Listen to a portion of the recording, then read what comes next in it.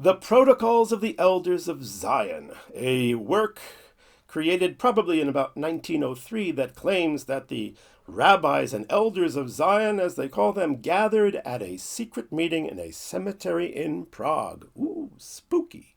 And at that meeting, they plotted the conquest of the earth and the enslavement of the Gentile nations to serve the Jews.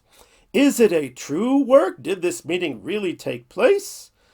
No, of course not. It was proven to be a forgery in the decades that followed on multiple occasions by multiple researchers. It turned out to be a collection of anti-Semitic essays written by anti-Semitic writers in the latter part of the 19th century, and whoever it was that crafted it, and I forget the name of the person who crafted it, put it into the form of a direct relating of protocols of this mysterious meeting that, of course, never took place. Indeed, such a figure as Allen Dulles, who was later to head the CIA, researched the topic and came to the conclusion that it was a forgery and wished to force the world to acknowledge that fact and stop the dissemination of the Protocols of Elders of Zion. It wasn't always a successful thing, no less a figure than Henry Ford, the inventor of the automobile, who owned a newspaper called the Dearborn Independent, published multiple articles over a period of years quoting from the Protocols of the Elders of Zion. He later was forced to retract and apologize when the forgery became revealed.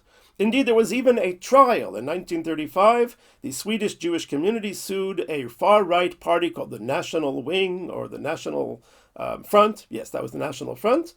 And at that trial, the judge, who was a Christian, said the following quote. He said, "I hope the time will come when nobody will be able to understand how in 1935 nearly a dozen sane and responsible men were able for 2 weeks to mock the intellect of the Baron Court, discussing the authenticity of the so-called protocols, the very protocols that, harmful as they have been, and tragically will be, are nothing but laughable nonsense. So the protocols are clearly a forgery. They were never true. No such meeting ever took place.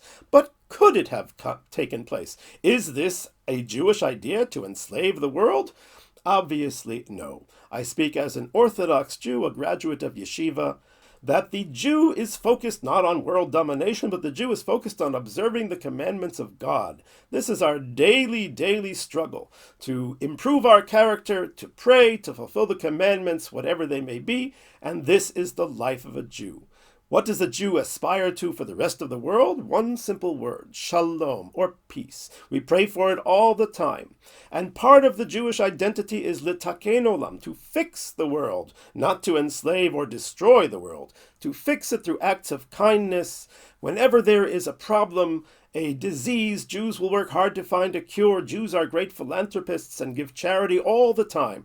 This is the Jewish aspiration for the world when the lion lays down with the lamb, not when the lamb or the lion serves the lamb. This is a forgery, and this book has caused tremendous damage, and it continues to do so. Sadly, the Protocols is still taught as a textbook in some Arab lands and in other places as well. I hope the time will come when we will recognize that the reason why this book has had such traction is not because it is factual, but because it conveniently serves a purpose for those who hate. Those who hate cannot justify hating good people. I hate that person because they're kind and good and give charity and they live an ethical life. I hate them.